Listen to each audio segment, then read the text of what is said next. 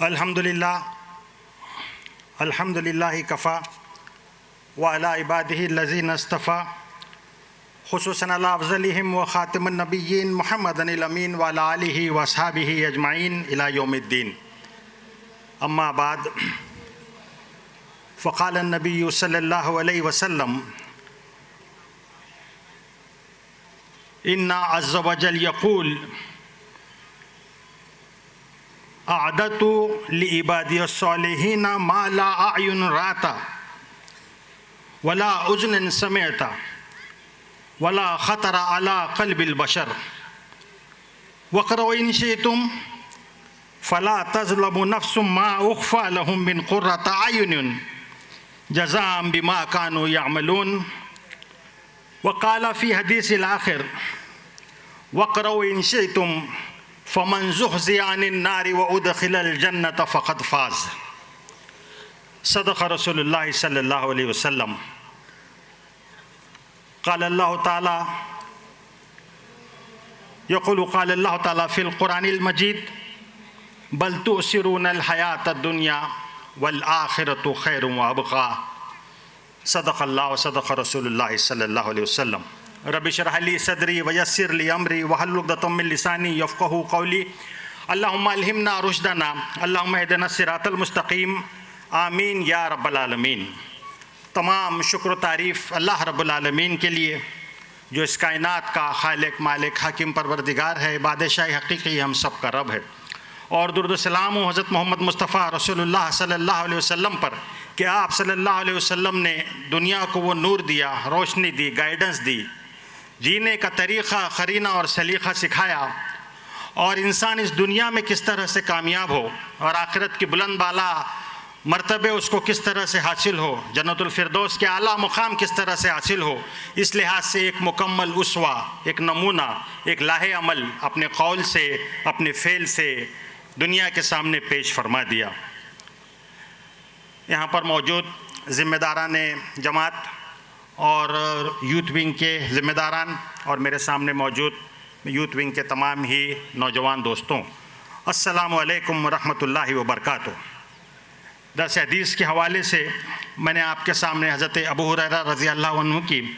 ایک روایت رکھی. آئیے پہلے ہم اس کا ترجمہ مکمل طور پر پڑھتے ہیں. رسول اللہ صلی اللہ علیہ وسلم نے فرمایا کہ اللہ فرماتا ہے کہ میں نے اپنے نیک بندوں کے لیے ایسی چیزیں تیار کی ہے جسے نہ کسی آنکھ نے دیکھا، نہ کسی کان نے سنا، اور نہ کسی انسان کے دل میں اس کا خیال آیا. تم چاہو تو پڑھ لو. فلا تعلم نفس ما اخفی لهم قرۃ اعین جزاء بما كانوا يعملون.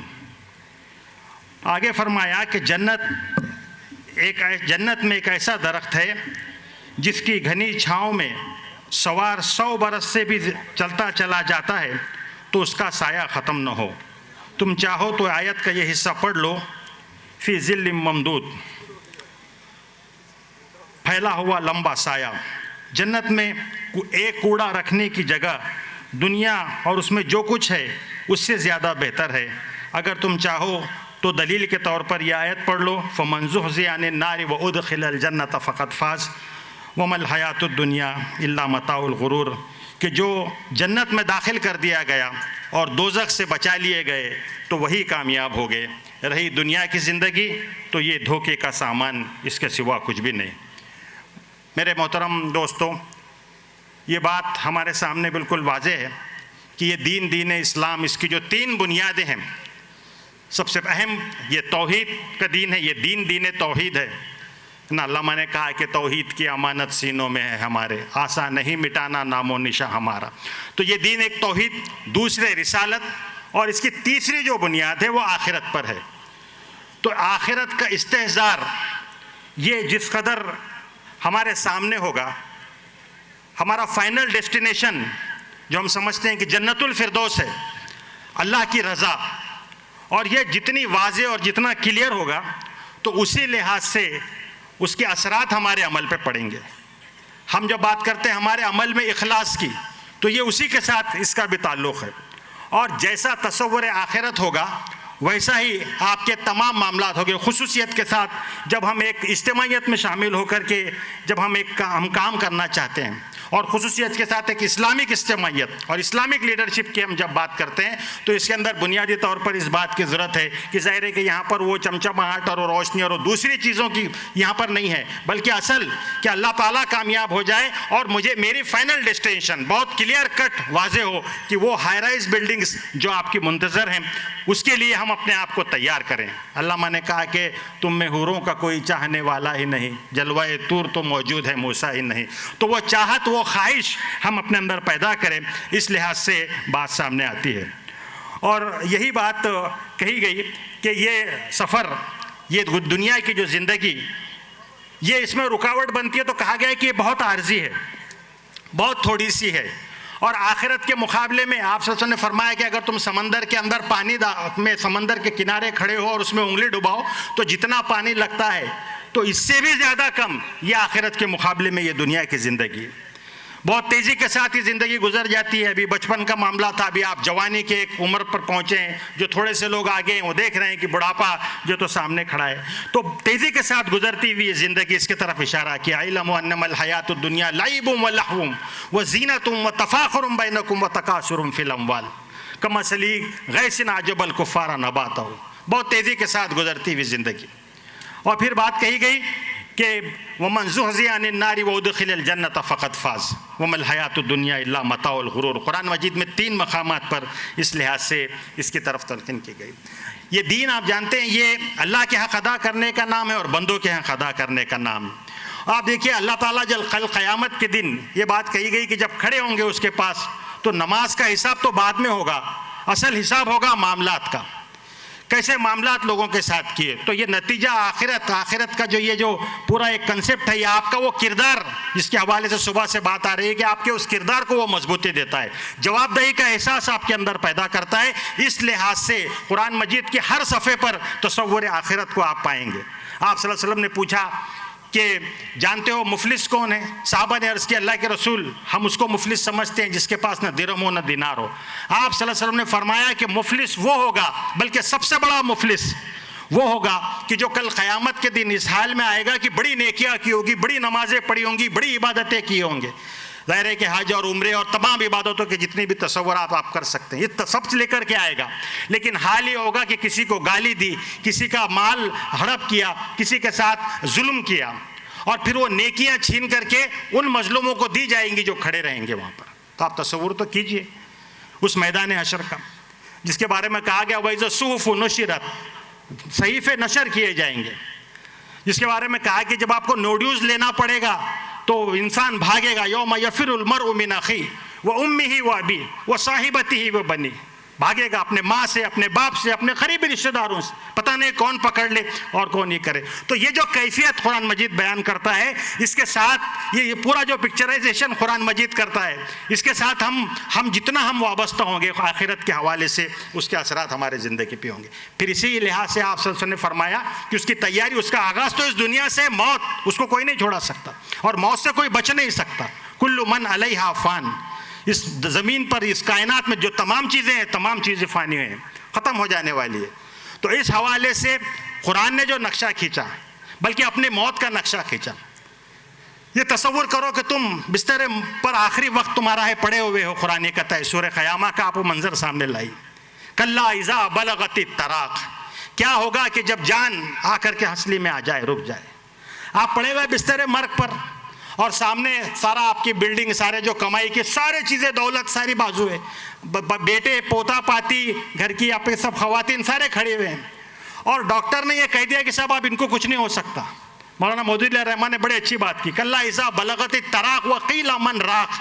کہا جائے گا کہ ہے کوئی جھاڑ پھونک کرنے والا۔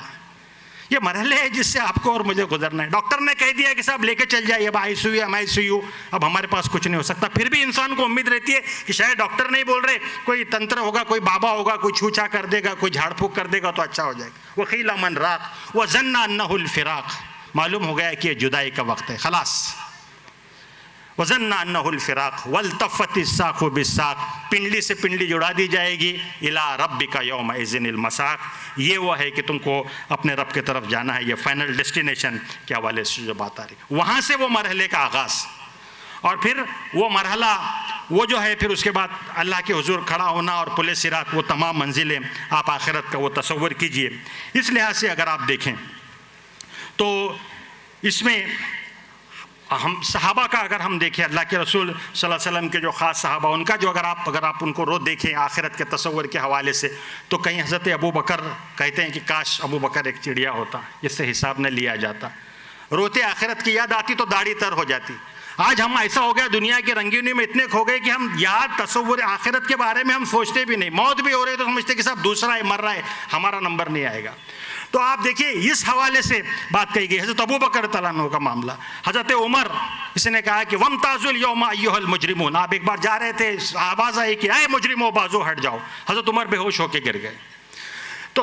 پوچھا کہ آپ نے یہ کیوں ایسا اس طرح سے ہوا؟ تو کہا کہ جب قرآن یہ کہہ رہا ہے کہ وَامْتَازُوا الْيَوْمَ أَيُّهَا الْمُجْرِمُونَ، اے مجرمو تم بازو ہٹ جاؤ، آج تمہارے لیے کوئی کچھ نہیں ہے، تو مجھے ایسا محسوس ہوا کہ یہ بات مجھ سے کہی جا رہی ہے۔ کہیں جو حضرت عثمان رضی آتے ہیں کہ جب خبر کے پاس سے آپ کا گزر ہوتا تو زاروں قطار روتے، یہ وہ لوگ ہیں کہ جن کو دنیا میں جنت کی بشارتیں دی گئی، لیکن آپ دیکھیے کیسا معاملہ ہے۔ کہیں حضرت علی کہہ رہے ہیں کہ دور ہو جا، اے دنیا مجھ سے دور ہو جا، کہا کہ دنیا یہ آخرت کوچ کر چکی ہے اور آ رہی ہے، اور یہ دنیا یہ بھی کوچ کر چکی ہے اور یہ جا رہی ہے، اس کے اپنے چاہنے والے ہیں، تم سے اگر ہو سکے تو دنیا کے بیٹے نہ بننا، دنیا کے چاہنے والے نہ بننا، آخرت کے چاہنے والے بننا۔ تو یہ میرے محترم بھائیوں، یہ میرے نوجوان دوستوں، آخرت کے اس تصور کا ہمارے زندگی پر اس کا راست اثر ہوتا ہے، تو اس لحاظ سے ہم کو اس کی تیاری کرنا چاہیے۔ پھر آپ دیکھیں کہ اس کا نتیجہ پھر یہ ہوتا ہے کہ صاحب آپ کیا کریں، جب کہا گیا کہ ساری چیزیں متاع الغرور ہے، دھوکے کا سامان ہے، اور پھر کچھ نہیں، تو پھر کیا کیا جائے؟ تو اس کا نتیجہ یہ نکلتا ہے کہ رہبانیت یا ترک دنیا، سب کیا کریں گے، سب دنیا تو کچھ ہے ہی نہیں، تو سب چھوڑ دو اور اللہ اللہ کرو اور غاروں میں چلے جاؤ۔ لیکن آپ دیکھیں گے قرآن نے یہ کنسیپٹ پیش نہیں کیا، یہ تصور قرآن نے پیش نہیں کیا، صحابہ کی زندگی سے تصور نظر نہیں آتا ہم کو جی، بلکہ یہ بات کہی گئی کہ یہ جو کنسیپٹ ہے آخرت کا، اس حوالے سے اپنے آپ کو تیار کرو اس شہادت کے لیے جس کا اشارہ محترم امیر جماعت نے آپ سے کیا، یا وہ خدمت خلق کے حوالے سے آپ کے سامنے بات آئی، صبح محترم ضمیر قادری صاحب نے آپ کے سامنے بات رکھی۔ تو یہ جو تصور آخرت ہے، اس سے رہبانیت مطلوب نہیں ہے، یہ سب کچھ چھوڑ چھاڑ کر کے کہیں غاروں میں اور پہاڑوں میں نکل جانا مطلوب نہیں ہے، بلکہ وہ شہادت مطلوب ہے جس کی طرف اشارہ کیا جا رہا ہے بار بار۔ اور جو ہمارا نصب العین بہت آسان زبان میں علامہ نے اس کو سمجھا دیا، میری زندگی کا مقصد تیرے دین کی سرفرازی، میں اسی لیے مسلمان، میں اسی لیے نمازی، اس کاز کو لے کر کے بندہ مومن اٹھے، اور تمام جو اپنی انرجی، اپنی کوششیں، اپنی صلاحیتیں، یہ تمام چیزیں اس کرے کام اس دنیا میں، اور اجر اس کا طالب ہو کہ وہ آخرت میں اس کو اجر ملے گا۔ اس لحاظ سے اپنے آپ کی تیاری کرنا، یہ میں سمجھتا ہوں کہ اس حدیث کا تقاضا یہ ہے۔ ہمارے اللہ کے رسول صلی اللہ علیہ وسلم نے بار بار جو آخرت کے حوالے سے جو باتیں کی، اس کا بھی مقصد یہی ہے کہ ہم اپنے آپ کو تیار کریں،